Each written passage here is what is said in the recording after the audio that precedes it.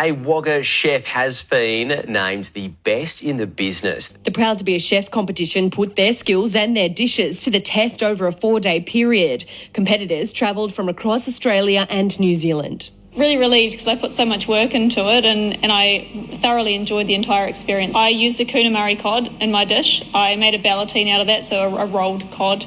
Inside I filled it with a cod mousse, some pickled mushrooms, and I served that with a mole sauce. Emma Sampson, 7 News.